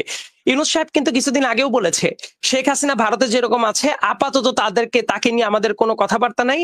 দেশের ভেতরে আপনি জানেন একটা আইসিটি ট্রাইব্যুনাল করা হয়েছে, ইন্টারন্যাশনাল ক্রাইমস ট্রাইব্যুনাল, সেই জায়গায় কিন্তু মামলাগুলো তোলা হচ্ছে এবং পরবর্তীতে কি স্টেপ হয় সেটা সময় বলে দিবে। কিন্তু এই সরকার ইনিশিয়ালি যেটা করার চেষ্টা করছে, ইভেন একটা এক্সট্রাডিশন ট্রিটি যেটা আছে, সেটার ভিত্তিতেও ইন্ডিয়াকে যে বারবার করে নোটিশ দেওয়া, সেটাও কিন্তু এই সরকার এখন পর্যন্ত করেনি। কারণ আপনি জানেন, একটা গণ অভ্যুত্থান ঘটে যাওয়ার পরে বাংলাদেশের রাষ্ট্রের স্ট্যাবিলিটি অর্জন করাটা অনেক বেশি গুরুত্বপূর্ণ। এবং বিচারের ক্ষেত্রে শেখ হাসিনার বিচার তো বাংলাদেশের আইসিটি ট্রাইব্যুনাল যেটা হবে সেখানে তো চলছে, শুধু শেখ হাসিনা না, শুরু হবে। শেখ হাসিনার পাশাপাশি আরো যারা যারা পারপেট্রেটর আছে প্রত্যেকেরই কিন্তু বিচারটা শুরু হবে। সো আমার কাছে মনে হচ্ছে গভর্নমেন্টের পয়েন্ট অফ ভিউ থেকে তারা আগে আইসিটি ট্রাইব্যুনালের দিকেই তারা আগ্রহী, এবং পরবর্তীতে সময় বলে দিবে কিভাবে প্রসিড করবে। কোনো কারণে যদি দরকার হয়, অবশ্যই ইন্টারন্যাশনাল ফোরামে বাংলাদেশ গভর্নমেন্টের জায়গা থেকে আগানোর দরকার হতে পারে। তার কারণ হলো সেই অপশনটা কিন্তু গভর্নমেন্টের কাছে আছে। আছে এই সেন্সে বলছি, এই যে ক্রাইম গুলা ঘটেছে এটা কিন্তু বছরের পর বছর ধরে ওয়াইড স্প্রেড ওয়েতে, সিস্টেমেটিক ওয়েতে যে ক্রাইম গুলা ঘটেছে এইগুলা দিয়ে আপনি শেখ হাসিনাকে ফ্রেম করতে পারবেন। কিন্তু প্রবলেমটা হলো দুইটা ব্যাপার ইকুইভ্যালেন্ট না। আমি কিন্তু উইথ ডিউ রেসপেক্ট আমি আপনাকে একটা কথা বলি, আমি আগেই বলেছি একটা সিঙ্গেল প্রাণও যদি যায়, ইনফ্যাক্ট কেউ যদি আমার পলিটিক্যাল শত্রুও হয়, কাউকে যদি আমার পলিটিক্যাল অপোজিশনেও দাঁড়িয়ে থাকে, আমি আসলে না কখনোই চাই না যে তারও প্রাণটা ঝরে যাক। আমার স্ট্যান্ডটা কিন্তু খুবই ক্লিয়ার, আমি এই ধরনের যে কোনো প্রাণহানিরই বিপক্ষের একজন মানুষ। এবং যে ঘটনাটা ঘটছে দেখেন আপনি, এই যে খুশি করার জন্য, ইনফ্যাক্ট শেখ হাসিনারও যে অফিসিয়াল কাজ জায়গা থেকেও যে ব্যাপারটা করা হচ্ছে ব্যাপারটা তা না, কেউ একজন অতি উৎসাহী হয়ে এই কাজটা করছে, এবং দেখেন যারা করছে তারাও কিন্তু পলাতক এবং মামলার আসামি। এই কাজটা করে আলটিমেটলি রেজাল্টটা কিন্তু হয় না। না, এবং যেসব গ্রাউন্ড আসামি এগুলো তো আসামিও না, ইনফ্যাক্ট আসামিও না, ইনফ্যাক্ট জাস্ট কমিউনিকেশন করা হয়েছে, কমিউনিকেশনটা করা হয়েছে। তো খেয়াল করে দেখেন তানভীর ভাই, এই কাজটা করার কারণে যেটা সবচেয়ে বড় প্রবলেমটা হয়ে যাবে, একেবারেই ভেগ কিছু গ্রাউন্ড, একেবারেই অযৌক্তিক কিছু গ্রাউন্ডে অতি উৎসাহ দেখে এই যে মামলাটা, মানে মামলাও না অভিযোগটা জানানো হচ্ছে, এতে করে কিন্তু লিগ্যালিটি একদম প্রথমেই ভয়েড অ্যাব ইনিশিও হয়ে যাচ্ছে। নাম্বার ওয়ান, গণহত্যা হয়েছে হয় নাই। নাম্বার টু, ওই টাইমে যে রাষ্ট্রের মেকানিজমের মাধ্যমে কি হয়েছে, কারণ গভর্নমেন্টে ছিল না। দেখেন যারা দায়িত্বেই ছিল না ওই টাইমে, তাদের বিরুদ্ধে গণহত্যার অভিযোগ তুলে অভিযোগটা জানানো হচ্ছে। এবং এটা আমার কাছে মনে হয় যে জাস্ট নিজেদের পাবলিসিটির জন্য এই কাজটা করা হয়। এটা ঠান্ডা মাথায় চিন্তা করলে, ইনফ্যাক্ট আওয়ামী লীগও তো এটা অফিসিয়ালি ঘোষণা দেয়নি, আওয়ামী লীগও অফিসিয়ালি কাজটা করেনি, এটা কিন্তু টোটালি ইন্ডিভিজুয়াল অ্যাপ্রোচ থেকে তারা নিজেদের সেলফ পাবলিসিটি করার জন্য করছে। এবং যিনি করেছেন তিনি আগেও এই ধরনের কাজ করেছেন অনেক বেশি। আদালতে গিয়ে মামলা যেগুলো হয়েছে, আসামি পক্ষের আইনজীবীদেরকে আদালত প্রাঙ্গণে আক্রমণ করা, তাদেরকে মারধর করা, এবং মব নিয়ে গিয়ে শিক্ষকদের উপর হামলা করা, যে কোনো সচিবালয়ে গিয়ে হামলা করা, কিছু হলে আপনি ফেসবুক স্ট্যাটাসে দিবেন রাজুতে আয়, রাজুতে আসেন।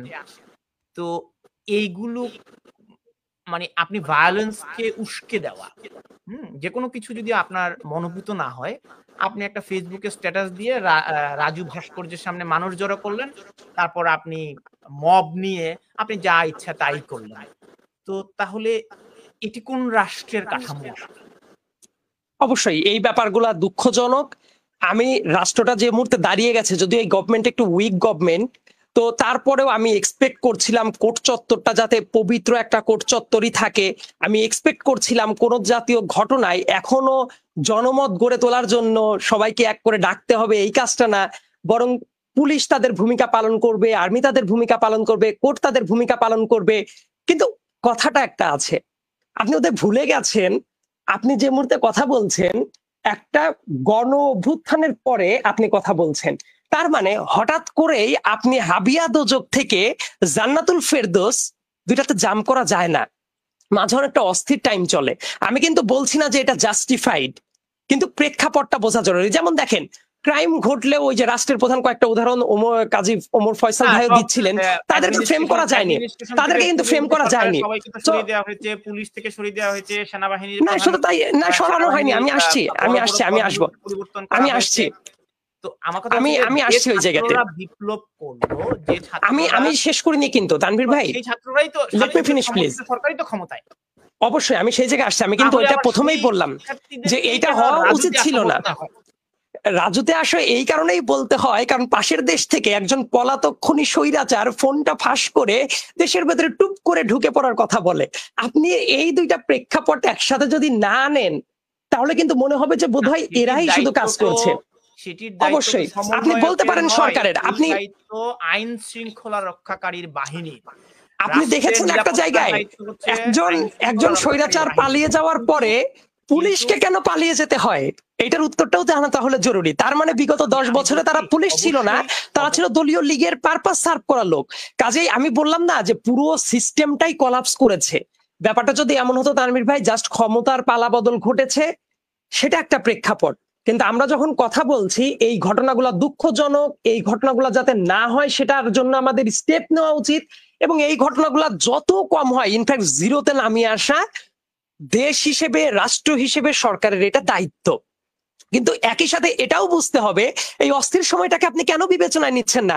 বাইতুল মোকাররমের যে খতিব, সে পর্যন্ত ছিল শেখ হাসিনার একটা চেলা, এবং সেও ওই গণহত্যা যারা করতো তাদেরকে প্যাট্রোনাইজ করে দোয়া দরুদ পড়তো। সো একটা ওই জাতীয় খতিবকে পালিয়ে যেতে হয়েছে, পুলিশকে কেন পালিয়ে যেতে হবে? দেখেন, সরকার আসবে, সরকার যাবে, পুলিশ তো জনগণের, পুলিশ তো রাষ্ট্রের, পুলিশ তো সরকারি ইউনিফর্ম পরে, জনগণের সার্ভিস দেওয়া তার কাজ। পুলিশকে কেন পালিয়ে যেতে হলো? তার কারণে এই সিস্টেমটাই কোলাপস করেছে। এই সিস্টেমটা বিবেচনায় নিয়ে তারপর আমাদের প্রেক্ষাপটটা বিবেচনা করা উচিত। আপনি যদি ওইটা না দেখেন তাহলে মনে হবে যে হঠাৎ করেই কিছু হয়ে গেছে, কিন্তু এই গণ অভ্যুত্থানের প্রেক্ষাপট ওয়ার্ল্ড ওয়াইড যেটা হয় সেটাও বিবেচনায় রাখার দরকার আছে। আমি কিন্তু দুইটা অ্যাঙ্গেল মিলিয়েই বলার চেষ্টা করলাম। ধন্যবাদ। জনাব কাজী ওমর ফয়সাল, ওই যে আমি যেটা বলছিলাম, উনি তো একটা ব্যাখ্যা দিলেন। তো এই যে রাজুতে আসো, তো এই যে রাজুতে আসো, একটি সরকার যখন দায়িত্বশীল জায়গায় থাকে, তার ছায়া ছাত্র সংগঠন, যেই ছাত্র বৈষম্য বিরোধী ছাত্র সংগঠনটির যেই নেতারা আছেন, তারা এভাবে রাজনীতি মানে রাজনৈতিক ভাবে স্ট্যাটাস দিয়ে ফেসবুকে বা সামাজিক যোগাযোগ মাধ্যমে ভায়োলেন্সকে উস্কে দিচ্ছেন কিনা, বা এই আহ্বানের কারণে যে ভায়োলেন্সের সম্ভাবনা তৈরি হয় বা যে সহিংসতা ঘটছে, সেই সহিংসতার দায় কি রাষ্ট্র এড়াতে পারে কিনা, অর্থাৎ দায়িত্বশীল সরকার এড়াতে পারে? ইকোটা বন্ধ করলে একটু ভালো হয় আর কি। তানভীর ভাই, এর উত্তরটা আসলে আমার কাছে খুব একটা, আমি বলবো যে এর উত্তরটা বিভিন্নভাবে দেয়া যায়, আপনি যেভাবে ব্যাখ্যা করতে পারেন। বাট আমার যেটা আছে যে দেখেন, আমাদের যে মানে আমাদের ট্রানজিশনাল জাস্টিস নামে একটা কনসেপ্ট আছে। এই কনসেপ্টটা বলে যে একটা গভর্নমেন্ট যখন রিপ্রেসিভ গভর্নমেন্ট যখন ফল করে, আপনি যদি রিপ্রেসিভ মনে করেন তাকে, সেক্ষেত্রে এর পরবর্তীতে বেশ কিছু স্টেপ নিতে হয় রাষ্ট্রকে, এবং বেশ কিছু সময় আপ অ্যান্ড ডাউন চলে। এর প্রেক্ষাপটে কিন্তু এই গভর্নমেন্টকে বিভিন্ন মানে বাহিনী প্রধান থেকে সরাতে হয়েছে, বিভিন্ন নিয়োগ দিতে হয়েছে, নর্মাল। কিন্তু আপনি যেটা বললেন যে এই জাতীয় উস্কে দিচ্ছে কি দিচ্ছে না, এখন এটা কি আপনি উস্কে দেওয়া বলবেন নাকি উস্কে দেওয়াকে কন্ট্রোল করা বলবেন, সেটা নিয়েও কিন্তু প্রশ্ন আসে। কারণ যেটা সাইদ বললো যে এরকম অডিও গুলো ফাঁস হচ্ছে, আপনি এই মামলাটার কথা চিন্তা করেন। আমার প্রশ্নটি হচ্ছে, অডিও ফাঁস হলে, আইন শৃঙ্খলা ব্যত্যয় ঘটলে, যে কোনো কিছুর সংকট তৈরি হলে, এটি দেখভালের দায়িত্ব আইন শৃঙ্খলা রক্ষাকারী বাহিনী, পুলিশ আছে, বিডিআর আছে, প্রয়োজনে সেনাবাহিনীকেও সেই ম্যাজিস্ট্রেসি পাওয়ার দেওয়া হয়েছে।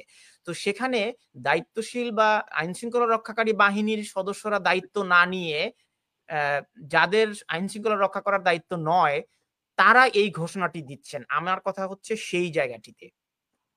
না, এটা আসলে খুব মানে আপনি যদি বলেন যে এটা, এই প্রশ্নটা আসলে আমার জন্য খুব কঠিন হয়ে যায়, যেহেতু আমি ওদেরকে রিপ্রেজেন্ট করি না। কিন্তু আমি যতটুকু বুঝি যে একাডেমিক জায়গায় তো তাদের কি শাস্তি হওয়া উচিত কিনা? না, দেখুন, আপনি সবকিছুর সাথে ক্রাইম মিলালে হবে না। বেশ কিছু জায়গায় হচ্ছে আপনি এটাকে আপনি বলছেন এটি ক্রাইম না। আমি সেটা বলিনি। আমি বলছি যে আপনি সবকিছুকে ক্রাইমের আঙ্গিকে দেখলে হবে না। এক্ষেত্রে আপনি হিউম্যান রাইটস ভায়োলেশন বলেন, ক্রাইম বলেন, ইন্টারন্যাশনাল ক্রাইমস বলেন, they have different frameworks. But এই ক্ষেত্রে আমি যেটা বুঝি আর কি, যে এক্ষেত্রে আমাদের এখনো কিন্তু পুলিশ কিন্তু সংস্কার আন্দোলন চলছে, এখন একটা কমিশন চলছে, এবং আমাদের পুলিশকে এখনো জনগণ বিশ্বাস করে না, এখনো বিশ্বাস করে না। এই জন্য কিন্তু এখনো কিন্তু আর্মির পরে বিশ্বাস করে অথবা অন্য কাউকে বিশ্বাস করে। এখন প্রশ্ন হচ্ছে যে এনারা কি চাচ্ছেন? এনারা চাচ্ছেন যে ড্যামেজটা কন্ট্রোল করতে, rather than increasing the damage. এবং এই ক্ষেত্রে যত দ্রুত আমাদের এই সংস্কারগুলো হবে, তত দ্রুত এই ইস্যুগুলো কমবে। এটা হচ্ছে আমার আন্ডারস্ট্যান্ডিং। আমি এই বিষয়ে এক্সপার্ট না, সুতরাং আমি বেশি কথা বলতে গেলে এটা হচ্ছে, আমরা বুঝতে পারছি আপনি এই বিষয়ে এক্সপার্ট না। আমার একটা প্রশ্ন, আপনি আগে প্রশ্নটা করেছিলেন এবং কথাটা বারবার উঠছে যে আপনাদের প্রত্যেকবার বলা হচ্ছে যে ডক্টর ইউনূসের এগেইনস্ট এ কেস, এবং হচ্ছে এই অথবা Sheikh Hasina against a case, এই কথাগুলো হচ্ছে। আমার একটা মন্তব্য আছে যে দেখুন, আইসিসি তে আসলে এই কার এগেইনস্ট এ কেস হবে এটা আসলে কিন্তু ব্যক্তি ঠিক করে দিতে পারে না। আপনি আপনার অভিযোগ জানালেন যে ইউনূসের এগেইনস্ট এ কেস অথবা Sheikh Hasina against a case, you are not decider. Means আমি যদি সাবমিট করি, I am not the decider. এক্ষেত্রে অনেকগুলো স্টেপ পার করে তখন ডিসিশন নাই প্রসিকিউটর। সেই বিষয়টা আমরা শেষ করেছি, এখন আমরা আর একাডেমিক আলোচনায় যাচ্ছি না, আমাদের অনুষ্ঠান প্রায় শেষ পর্যায়ে। ওমর ফয়সাল, আমার মনে হয় যেটা শেষের দিকে আমার জাস্ট লাস্ট কমেন্ট আমি সময় পাবেন, আপনি 30 সেকেন্ডে শেষ করুন। জি, ধন্যবাদ। তো এই ইস্যুগুলো যে বলা হচ্ছে যে অমুকের এগেইনস্ট কেস, অমুকের কেস, এগুলো পলিটিক্যাল মানে পলিটিক্যাল ক্যাম্পেইন বাদে কিছু আমার মনে হয় না। আপনি এই প্রেস রিলিজটা দেখেন 8 তারিখে, 10 তারিখে ছিল নূর হোসেন দিবস, এর মাঝে ট্রাম্প জিতলো। আপনি এটাকে অন্য কিভাবে দেখেন? এবং এই যে এই ইন্ডিভিজুয়াল কেসগুলো আইসিসি প্রথমে দেখে সিচুয়েশন দেখে ইনভেস্টিগেট করে প্রিট্রায়াল চেম্বারের অনুমতি নিয়ে, এবং তার অনেক পরে হাই স্ট্যান্ডার্ডে এই আপনার এই অ্যারেস্ট ওয়ারেন্ট গুলো আসে, ফেলিং অফ চার্জ আসে, অনেক বড় ইস্যু। এই প্রথম পর্যায়ে যে এই অ্যাপ্লিকেশনের 4 স্টেজ আমি বলছিলাম, 4 স্টেজ যেটা পলিসি পেপারে দেওয়া আছে, যেটা প্রসিকিউটর ফলো করে, আমার তো মনে হয় এটা সেকেন্ড স্টেপে যাবে, কারণ এখানে এই সাবজেক্ট ম্যাটার জুরিসডিকশন মানে যে এখানে ক্রস করবে না। আমার লেখা আসছে নিউ এজে, আজকে লেখা আসছে এই বিষয়ে, আপনি দেখতে পারেন আপনি চাইলে।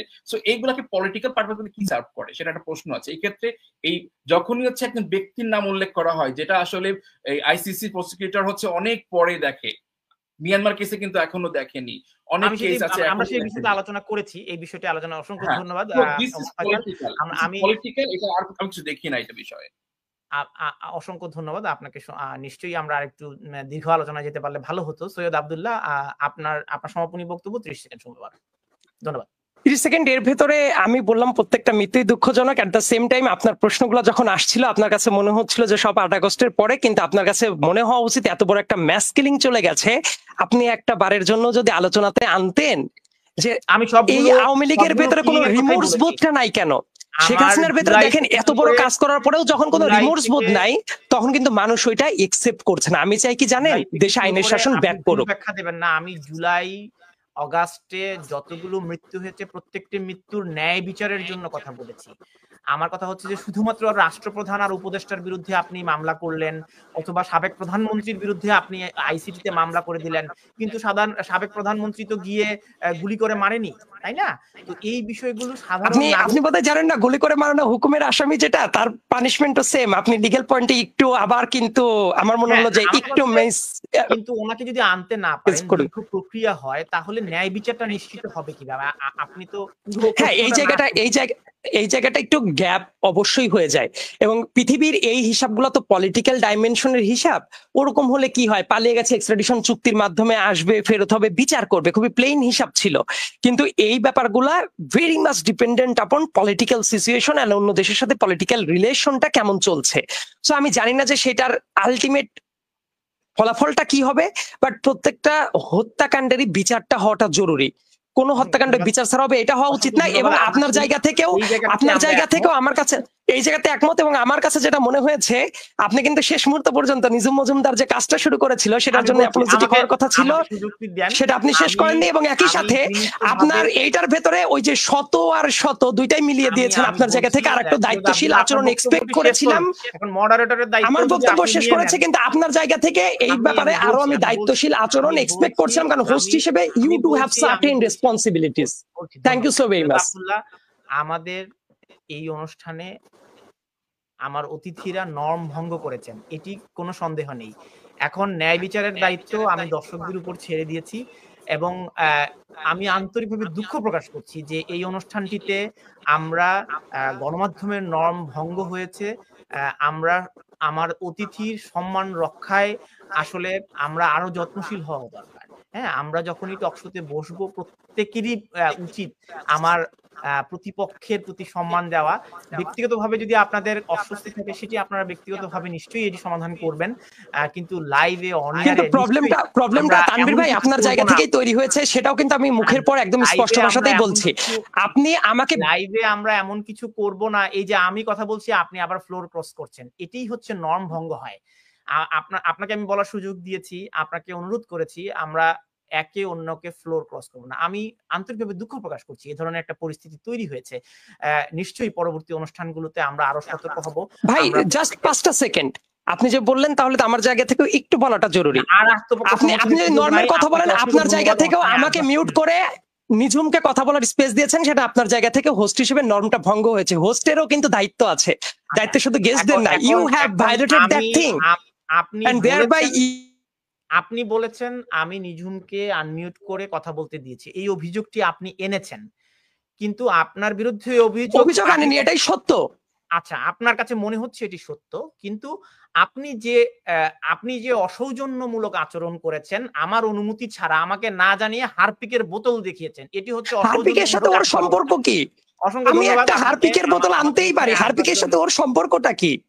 তা আপনি বলুন হারপিকের সাথে ওর কি সম্পর্ক? কেন আপনি আনলেন? আমিও তো বুঝি না। আমার হাতে একটা হারপিক থাকতেই পারে। তাতে করে তার সম্পর্কটা কি যায় আসে? আপনি কেন রিঅ্যাক্ট করছেন? যথেষ্ট আপনি স্মার্ট। বলছেন এটা আমি তাকে আমি তো এটা কাজী আচ্ছা, ওমর আপনি কি ফয়সাল ভাইয়ের হারপিকের জন্য তো বিজ্ঞাপন আনতে পারি। করছেন? আপনি কি হারপিকের বিজ্ঞাপন নিয়ে বসেছি আমরা এখানে? সেটা আমি পরে বলতে পারি। কিন্তু না, আপনার জায়গা থেকে আপনাকে নর্মটা তাহলে ঠিক ব্যাখ্যা রাখলে আমি দিতে হবে, রাখতাম না। এখনো কেন আপনি হারপিকের বোতলটি কেন নিয়ে এসেছিলেন বলেন তো? আপনি ওই যে বললেন যে হারপিকটা নিয়ে এসেছি ইন্টেনশনাল আরেকজন কি করার জন্য, কিন্তু তার সাথে কেন? কিসের আমাকে সম্পর্ক? বলেন না। আপনি বলুন না। আমি তো আনিনি। আপনি তো আগেই ভার্ডিক্ট দিয়ে দিয়েছেন। আপনি ভার্ডিক্ট না দিলে আমি বলতে পারতাম, বাট আপনি তো ভার্ডিক্ট দিয়ে দিয়েছেন। আমার এখানে একটা পানির গ্লাস আছে, আমার এখানে একটা মোবাইল আছে, আপনার সামনে হারপিকের বোতল কেন? এই ব্যাখ্যা আমি দিতাম আপনি যদি ভার্ডিক্ট না দিয়ে দিতেন। আপনি আমি তো বলছেন verdict আপনি দেইনি তো। মডারেটর। না, ইয়েস দিয়েছেন আমি অবশ্যই দিয়েছেন intentionally- একদম প্রথম থেকেই। নো আমি নো intentionally আপনি পানির প্রথম থেকেই গ্লাস নিয়ে দিয়েছেন। এসেছি সৈয়দ আব্দুল্লাহ, পানি খাবো। আমার এখানে মোবাইল আছে, লাইভে কমেন্ট দেখবো। আপনি হারপিকের বোতল কেন নিয়ে এসেছেন? আপনি ভার্ডিক্টটা আগে কেন দিয়েছিলেন? আপনি আমাকে জিজ্ঞাসা না করে আপনি মনেই করলেন। ভার্ডিক্ট দিয়েছি। ইয়েস, আপনি আবার লাইভটা প্রথম থেকে শুনবেন, দেখবেন আপনি বলছেন যে এটা আমি তাকে অপমান করার জন্য নিয়ে এসেছি। এটা কিন্তু আমি করিনি। আপনি হোস্ট হিসেবে আপনার আরো বায়াসনেস এর প্রবলেম যেটা ছিল এই জন্য you should apologise for that. Thank you so very